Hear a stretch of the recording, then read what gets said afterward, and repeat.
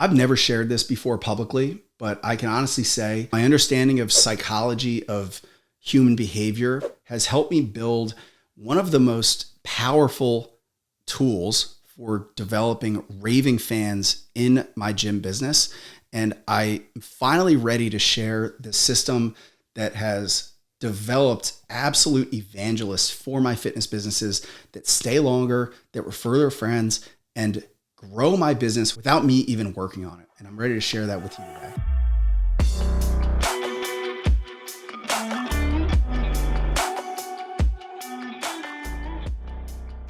So this is an incredibly powerful system that I've built. It could be very easily used for negative or self-serving purposes. And I ask that if you take this information and apply it, that you only use it to benefit the clients that walk through your doors and help them truly transform their lives. And if you agree to that, let's get into it. So I've studied the psychology of human behavior and developing this cult following pretty much my entire adult life. Now, I was in college, I studied criminal justice, where I took several courses on cult leadership and how people end up in things like cults and mob organizations and gangs. And it always really fascinated me. And I've seen a lot of elements to that throughout the fitness industry.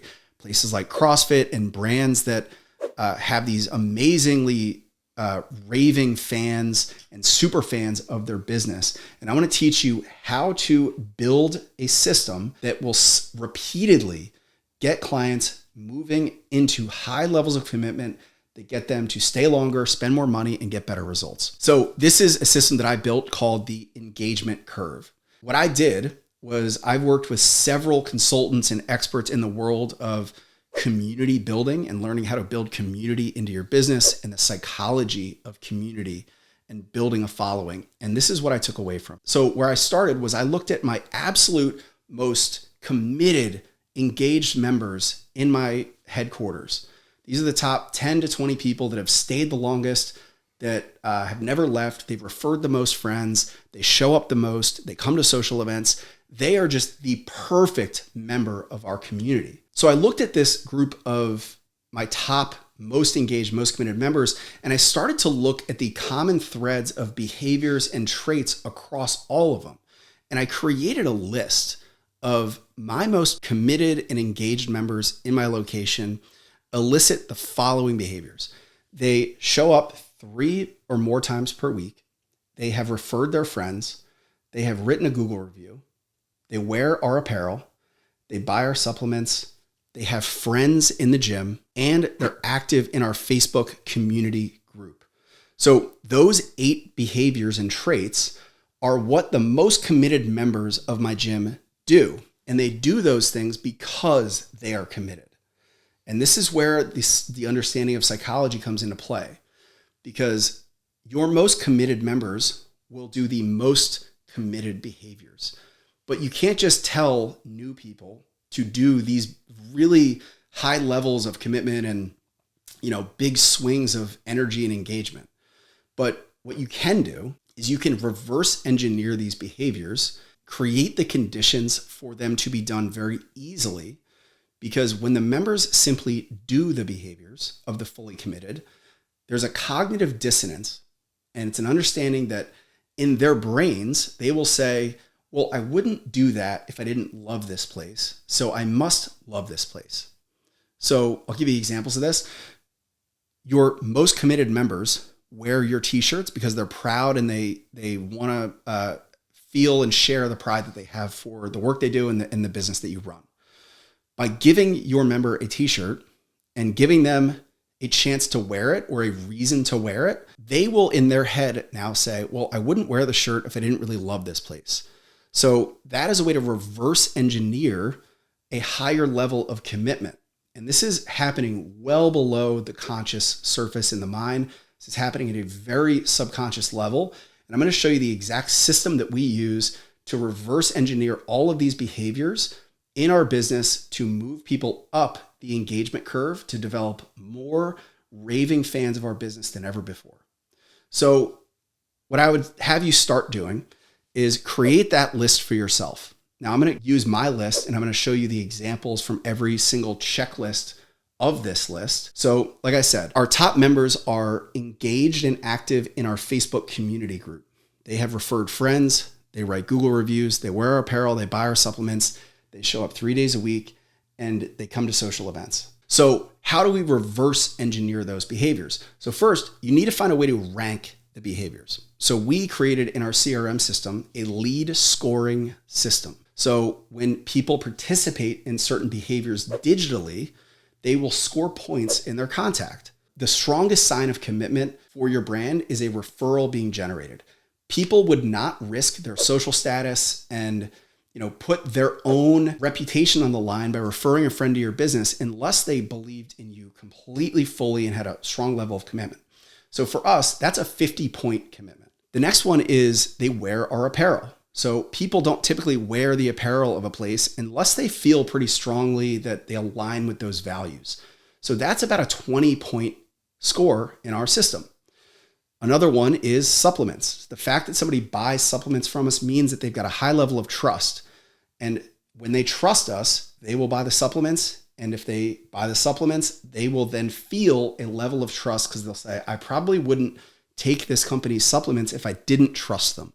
So that's another 20-point score. So another really strong level of commitment is somebody that is active in your Facebook community group. Now, if you don't have a Facebook community group, it is critical that you have one.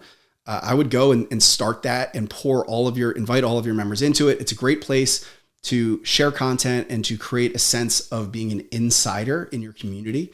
So a member that is engaged in your Facebook community group is another pretty high scoring behavior. So we give that about 15 points. Next is if they write a Google review, specifically 5 stars. That's a lower friction behavior. So when somebody writes a Google review, we give them about 10 points. Every workout that they show up to, they score 2 points in our system. So we've got this scoring system, and now we want to find a way to build the XY axis. So where I learned this from was my work with David Spinks, who's an expert in the psychology of community. And he designed this idea of the commitment curve, where you've got one axis that is levels of commitment and the other axis, which is a timeline. And you want to say, in their first 6 months, what level of commitment do they need to be to know that they are fully committed, all in on what we do? And you want to reverse engineer the behaviors based on that. Now, again, asking somebody to rock your apparel, to buy your supplements, to show up every day, to make friends, to go to social events, all of those things are like very big asks. You can't just ask somebody to do those things. So the smaller behaviors, you want to create the conditions for them to participate in those smaller behaviors. You've got your scoring, and now you want to say the goal is to get every single member to 100 points by their first 6 months. If you can get them to score 100 points in 6 months, you've got a client that is fully bought in for a number of reasons. All right. So how do you do this? You have to break these down into micro commitments. And I'm going to give you a few examples. So the first one is apparel. I said this earlier, but a client that wears your apparel does so because they're fully committed, and just by wearing it is going to make them feel more committed. So if you notice there's a client that has been here for a little while and they don't have any of your apparel, you would want to buy that a shirt or a hat or whatever for them as a client gift. And you would want to structure this. You want to do this in bulk. And then you would also want to structure a Gym Pride Day or a GST. We do like Spirit Weeks and some fun member appreciation stuff. You would want to have a Gage Apparel Day, and you would want to give them a reason to show up wearing the shirt. So again, micro commitment, because it's just something that fits into their regular behaviors and patterns, but it's just a little bit elevated because now they're going to wear your shirt to the gym and feel a sense of pride around that. So that is a way that you have reverse engineered somebody wearing your shirt to the gym. All right. You've created the conditions to make it as easy as possible for them to do it. And just by them doing it levels up their commitment. So that's one example. Another example is social events. So not everybody will attend your social events. Not everybody's going to want to come to these things, but this is where you would want to keep track of who is doing what behaviors. And if you see that somebody has never been to a social event, that's a personal phone call or a personal invitation that you would want to make to them to attend. So again, maybe they just haven't had a strong enough reason, but if a coach calls them and says, hey, we've got this Christmas party coming up, I'd love for you to be there. I have a few friends that I'd love to introduce you to, or a few other members that I think you would really, love to connect with. Again, create the conditions that make it the most likely and the easiest for them to participate in the high commitment behavior.